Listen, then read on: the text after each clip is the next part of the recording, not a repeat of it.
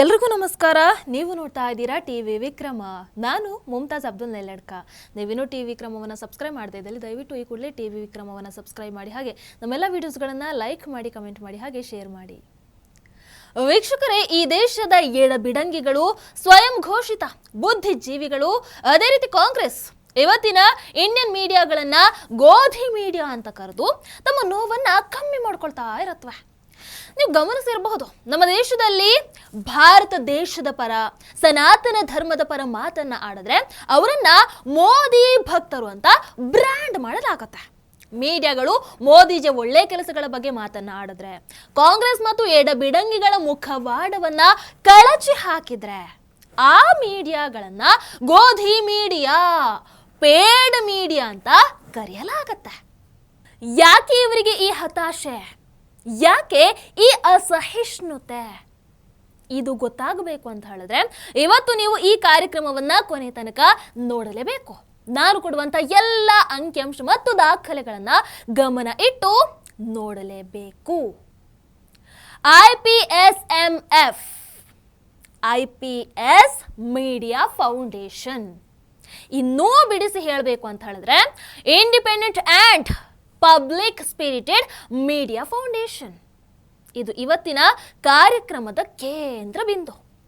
ಕಳೆದ 10 ವರ್ಷಗಳಲ್ಲಿ ಅಮೆರಿಕದ ಎಡಪಂಥೀಯ ಟೀಮ್ ಯಾವ ರೀತಿ ಮೋದಿಜಿ ಸರ್ಕಾರ ಮತ್ತು ಹಿಂದೂ ರಾಷ್ಟ್ರೀಯವಾದವನ್ನ ಟಾರ್ಗೆಟ್ ಮಾಡೋದಕ್ಕೆ ಮೀಡಿಯಾಗಳನ್ನ, ಡಿಜಿಟಲ್ ಮೀಡಿಯಾಗಳನ್ನ ರೆಡಿ ಮಾಡ್ತು, ಯಾವ ರೀತಿ ಭಾರತದಲ್ಲೇ ಕೂತ್ಕೊಂಡು ಭಾರತೀಯ ಮೀಡಿಯಾಗಳು ಭಾರತದ ವಿರುದ್ಧ ಕತ್ತಿ ಮಸೆಯೋ ಹಾಗೆ ಮಾಡ್ತಾ ಅನ್ನುವಂಥದ್ದು ನಿಮಗೆ ಗೊತ್ತಾಗಬೇಕು ಅಂತ ಹೇಳಿದ್ರೆ ನೀವು ಈ ಕಾರ್ಯಕ್ರಮವನ್ನ ಮಿಸ್ ಮಾಡಲೇಬಾರದು.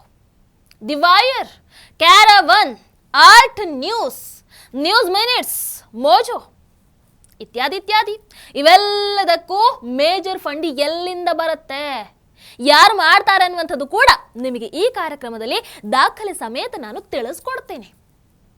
ವೀಕ್ಷಕರೇ, 2014ರಲ್ಲಿ ಅದೇ ಮೊದಲ ಬಾರಿಗೆ ನಮ್ಮ ಭಾರತದಲ್ಲಿ ಒಂದು ಬಲಪಂಥೀಯ ಸಿದ್ಧಾಂತ ಇರುವಂತಹ ಪಕ್ಷ, ದಟ್ ಈಸ್ ಬಿಜೆಪಿ ಪೂರ್ಣ ಬಹುಮತದೊಂದಿಗೆ ಅಧಿಕಾರಕ್ಕೆ ಬರುತ್ತೆ. ಈ ಬಲಪಂಥೀಯ ಸರ್ಕಾರ ಅಧಿಕಾರಕ್ಕೆ ಬಂದ ಕೂಡಲೇ ಮಾಡಿದಂತಹ ಒಂದು ಮುಖ್ಯವಾದಂತಹ ಕೆಲಸ ಅಂದ್ರೆ ಅದು ಫಾರಿನ್ ಫಂಡೆಡ್ NGOಗಳನ್ನ ಮಟ್ಟ ಹಾಕುವಂತಹ ಕೆಲಸವನ್ನ ಶುರು ಮಾಡಿತು. ಅಮೆರಿಕದ ಡೀಪ್ ಸ್ಟೇಟ್ ಅಲ್ಲಿ ತನಕ ಭಾರತವನ್ನ ಇಂತಹ NGOಗಳ ಮೂಲಕನೇ ತನ್ನ ಹತೋಟಿಯಲ್ಲಿ ಇಟ್ಕೊಂಡಿತ್ತು. ಮೋದಿಜಿ ಸರ್ಕಾರದ ಈ ನಡೆ ಸರಿಯಾದ ಪೆಟ್ಟನ್ನೇ ಕೊಟ್ಟು ಬಿಡುತ್ತೆ. ಇನ್ಫ್ಯಾಕ್ಟ್ ನ್ಯೂಸ್ 18 ಚಾನೆಲ್ ಅನ್ನ ರಿಲಯನ್ಸ್ ಖರೀದಿ ಮಾಡಿದ್ದು ಕೂಡ ಈ ಎಡಚರ ಯೋಜನೆಗೆ ಹೊಡೆತವನ್ನ ಕೊಟ್ಟು ಬಿಡುತ್ತೆ. ಅಲ್ಲಿ ತನಕ ಕಾಂಗ್ರೆಸ್ ಅಧಿಕಾರದಲ್ಲಿತ್ತು, ಲೆಫ್ಟ್ ಮೀಡಿಯಾಗಳಿಗೆ ಫಂಡ್ ಕೂಡ ಆಗ್ತಾ ಇತ್ತು. ಆದರೆ ಇನ್ನು ಎಡಪಂಥೀಯ ಮಾಧ್ಯಮಗಳಿಗೆ ಹಣ ಸಿಗಲ್ಲ ಅನ್ನುವಂಥದ್ದನ್ನ ಅರ್ಥ ಮಾಡ್ಕೊಂಡ್ಬಿಟ್ರು ಈ ಅಮೆರಿಕನ್ ಲೆಫ್ಟಿಸ್ಟ್ಗಳು. ಇವರು ಮಾಧ್ಯಮಗಳ ಮೂಲಕ ಬಲಪಂಥವನ್ನ ಸಶಕ್ತಗೊಳಿಸ್ತಾರೆ ಅನ್ನುವಂಥ ಆತಂಕ ಕಾಡೋದಕ್ಕೆ ಇವರಿಗೆ ಶುರುವಾಯಿತು. ಸೊ ಈಗ ಏನು ಮಾಡಬೇಕು? ಲೆಫ್ಟ್ ಮೀಡಿಯಾಗಳನ್ನ ಬೆಳೆಸೋದಕ್ಕೆ ಒಂದು ಹೊಸ ಏಜೆನ್ಸಿ ಬೇಕಲ್ಲ. ಇಂಡಿಪೆಂಡೆಂಟ್ ಮೀಡಿಯಾ ಅನ್ನುವಂಥ ಹೆಸರಲ್ಲಿ ಈ ಮೀಡಿಯಾಗಳನ್ನ ಸಾಕೋ ಹಾಗೆ ಆಗಬೇಕು ಅಂತ ಅಲ್ಲಿ ಡಿಸೈಡ್ ಆಗತ್ತೆ. ಹಾಗಂತ ಇದು ಫಾರಿನ್ ಎಕ್ಸ್ಚೇಂಜ್ ರೆಗ್ಯುಲೇಷನ್ ಆಕ್ಟ್ ಹಿಡಿತದಲ್ಲೂ ಕೂಡ ಇರಬಾರ್ದು. ಯಾಕಂದ್ರೆ ಫಂಡಿಂಗ್ ಎಲ್ಲಿಂದ ಆಗ್ತಾ ಇದೆ ಅಂತ ಗೊತ್ತಾಗಬಿಡುತ್ತಾಗ ಅದನ್ನ ನಿರ್ಬಂಧ ಮಾಡಿದ್ರು ಕೂಡ ಮಾಡಬಹುದು ಅನ್ನುವಂಥ ಭಯ ಇತ್ತು ಅವರಿಗೆ. ಸೊ ಏನು ಮಾಡಬಹುದು ಅಂತ ಯೋಚಿಸ್ತಾ ಇದ್ದಾಗ ಅವರಿಗೆ ನೆನಪಿಗೆ ಬಂದಿದ್ದು ಬ್ರಿಡ್ಜ್ ಸ್ಪ್ಯಾನ್ ಅನ್ನುವಂತಹ US ಮೂಲದ ಕನ್ಸಲ್ಟೆಂಟ್ NGO. ಅಂದ್ರೆ ಇವರ ಕೆಲಸ NGO ಮಾಡೋದು ಹೇಗೆ, ಫೌಂಡೇಶನ್ ಅನ್ನ ಸ್ಥಾಪಿಸೋದು ಹೇಗೆ, ಮನಿ ಲಾಂಡ್ರಿಂಗ್, ಅಜೆಂಡಾ ಬಿಲ್ಡಿಂಗ್ ಇತ್ಯಾದಿ ಇತ್ಯಾದಿ ಎಲ್ಲವನ್ನ ಕಲಿಸುವಂತ ಏಜೆನ್ಸಿ ಈ ಬ್ರಿಡ್ಜ್ ಸ್ಪ್ಯಾನ್. 2015ರಲ್ಲಿ ಈ ಬ್ರಿಡ್ಜ್ ಸ್ಪ್ಯಾನ್ ಏಜೆನ್ಸಿಯನ್ನ ಭಾರತಕ್ಕೆ ಕಳಿಸಲಾಗತ್ತೆ. ಇದಕ್ಕೆ ಕೊಡುವಂತ ಟಾಸ್ಕ್ ಏನ್ ಗೊತ್ತಾ? ಭಾರತದಲ್ಲಿ ಸ್ವತಂತ್ರ ಮಾಧ್ಯಮಗಳಿಗೆ ಫಂಡಿಂಗ್ ಮಾಡುವಂತ ಒಂದು NGO ಸೆಟಪ್ ಮಾಡಿ ಕೊಡಬೇಕು. ತನಗೆ ವಹಿಸಿರುವಂತ ಈ ಕೆಲಸವನ್ನ ಅಚ್ಚುಕಟ್ಟಾಗಿ ಮಾಡತ್ತೆ. ಯಾರು? Bridge span agency. September 2015 independent and public spirited media foundation ಸ್ಥಾಪನೆ ಆಗೇ ಬಿಡತ್ತೆ. ನಾನು ಆಗ್ಲೇ ಹೇಳದ್ನಲ್ಲ, ಈ ಕಾರ್ಯಕ್ರಮದ ಕೇಂದ್ರ ಬಿಂದು ಅಂತ ಅದೇ ದ ಸೇಮ್ IPSMF. ಇನ್ನು ಮುಂದೆ ಡಿಜಿಟಲ್ ಮೀಡಿಯಾದೇ ಜಮಾನ ಅನ್ನುವಂತಹ ಸೂಚನೆ ಆಗ್ಲೇ ಸಿಕ್ಕಿಬಿಟ್ಟಿತ್ತು. ಸೊ ಈ IPSMF ಅನ್ನುವಂತಹ NGO ಡಿಜಿಟಲ್ ಮೀಡಿಯಾಗಳ ಲೆಫ್ಟ್ ಡಿಜಿಟಲ್ ಮೀಡಿಯಾಗಳ ಉದ್ಧಾರಕ್ಕೆ ಅಂತಾನೆ ಮೀಸಲಿಡಲಾಗತ್ತೆ.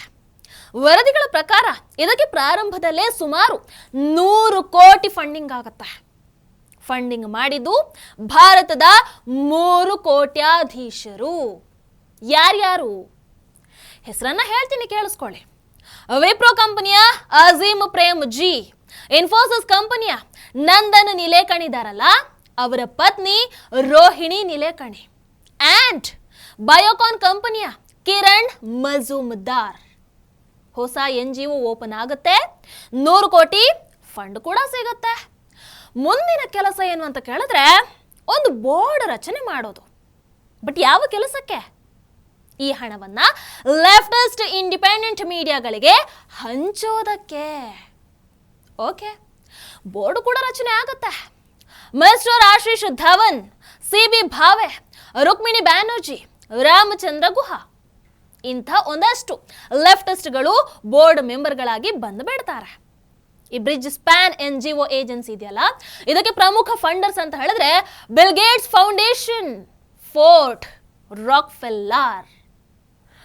ಇನ್ನು ಅಜೀಮ್ ಪ್ರೇಮ್ ಜಿ, ರೋಹಿಣಿ ನೀಲೇಕಣಿ, ಆಶೀಶ್ ಧವನ್, C ಭಾವೆ, ಅದೇ ರೀತಿ ಕಿರಣ್ ಮಜುಮ್ದಾರ್ ಶಾ, ಇವರೆಲ್ಲರೂ ಕೂಡ ಬಿಲ್ ಗೇಟ್ಸ್ನ ಖಾಸಾ ಬಿಸ್ನೆಸ್ ದೋಸ್ತಗಳು, ಐ ಮೀನ್ ಫ್ಯಾನ್ ಬಾಯ್ಗಳು. ಒಟ್ಟು ಅವರ ಜೇಬಲ್ಲಿ ಇವರ ಕೈ, ಇವರ ಜೇಬಲ್ಲಿ ಅವರ ಕೈ ಇರೋ ಥರದ ರಿಲೇಶನ್ಶಿಪ್. ಸೊ ಈ ಮೂಲಕ ನಮ್ಮ ಭಾರತದಲ್ಲಿ ಲೆಫ್ಟ್ ಇಂಡಿಪೆಂಡೆಂಟ್ ಮೀಡಿಯಾಗಳನ್ನ ರನ್ ಮಾಡೋದಕ್ಕೆ ಭಾರತದಲ್ಲೇ ಒಂದು ಆಫೀಸ್ ಶುರುವಾಗತ್ತೆ, IPS ಮೀಡಿಯಾ ಫೌಂಡೇಶನ್. ಆದರೆ ಇದರ remote control US deep state ನಲ್ಲಿ ಇರುತ್ತೆ. ಇನ್ನು ನೇರವಾಗಿ ಹೇಳಬೇಕು ಅಂತ ಹೇಳಿದ್ರೆ ಬಿಲ್ ಗೇಟ್ಸ್ ಕೈಯಲ್ಲಿ ಇರುತ್ತೆ. ಬಿಲ್ ಗೇಟ್ಸ್ ಈ IPSMFಗೆ ಸಂಪೂರ್ಣವಾದಂತಹ ಬೆಂಬಲವನ್ನು ಕೂಡ ನೀಡ್ತಾರೆ. ಆಗ ಶುರು ಆಗತ್ತೆ ದಿ ವೈರ್ ಅನ್ನುವಂತಹ ಡಿಜಿಟಲ್ ಮೀಡಿಯಾ. ಸಿದ್ಧಾರ್ಥ್ ವರದರಾಜನ್ ನಾಯಕತ್ವದಲ್ಲಿ IPS ಮೀಡಿಯಾ ಫೌಂಡೇಶನ್ ಬೆಂಬಲದಲ್ಲಿ ದಿ ವೈರ್ ಶುರು ಆಗೇ ಬೆಳತ್ತೆ. That is in 2015. ಅದರ ಬೆನ್ನಲ್ಲೇ ನ್ಯೂಸ್ ಮಿನಿಟ್ ಕೂಡ ಪ್ರಾರಂಭ ಆಗುತ್ತೆ. ಒನ್ ಮೋರ್ ಲೆಫ್ಟ್ ಮೀಡಿಯಾ 2017ರಲ್ಲಿ ಫ್ಯಾಕ್ಟ್ ಚೆಕರ್ ಜುಬೇರ್ ಸಾಹೇಬ್ರ ಆಲ್ಟ್ ನ್ಯೂಸ್ ಲಾಂಚ್ ಆಗುತ್ತೆ. ಇದರ ಬೆನ್ನಲ್ಲೇ ಪ್ರಾರಂಭ ಆಗುವಂಥದ್ದು Caravan, Mojo, article 14, Live Law ಇತ್ಯಾದಿ ಇತ್ಯಾದಿ. ಎಲ್ಲದಕ್ಕೂ ಕೂಡ ಫಂಡಿಂಗ್ ಆಗುವಂಥದ್ದು ಇದೇ IPS ಮೀಡಿಯಾ ಫೌಂಡೇಶನ್ ಅನ್ನುವಂತಹ NGOದಿಂದ. ನಿಮಗೆ ಸಾಕ್ಷಿ ಬೇಕು ಅಂತ ಹೇಳಿದ್ರೆ ಒಂದು ಸಲ IPSMF ವೆಬ್ಸೈಟಿಗೆ ಹೋಗಿ ನೋಡಬಹುದು. ಈ ಎಲ್ಲ ಮೀಡಿಯಾಗಳ ಹೆಸರು ಅಲ್ಲಿ ನಿಮಗೆ ಕಾಣೋದಕ್ಕೆ ಸಿಗತ್ತೆ. ಇನ್ನು ಯಾರ್ಯಾರು ಫಂಡಿಂಗ್ ಮಾಡ್ತಾರೆ ಈ NGOಗೆ ಅಂತ ನಿಮಗೆ ಗೊತ್ತಾ? ಹೇಳ್ತೀನಿ. Alembic CSR foundation, AMM foundation, estate of Dhanvantari Vallabhji Gogre, GMR group, L&T, Naushad D Forbes, ಇವರೆಲ್ಲರೂ ಕೂಡ IPS ಫೌಂಡೇಶನ್ನ ಉದ್ಧಾರಕ್ಕೆ ನಿಂತ್ಕೊಂಡಿದ್ದಾರೆ. ಅಷ್ಟೇ ಅಲ್ಲ, ಸುಮಾರು ಜನ ಸೆಲೆಬ್ರಿಟಿಗಳು ಕೂಡ ಈ ಮೀಡಿಯಾಗಳನ್ನ ಸಾಕ್ತಾ ಇದ್ದಾರೆ.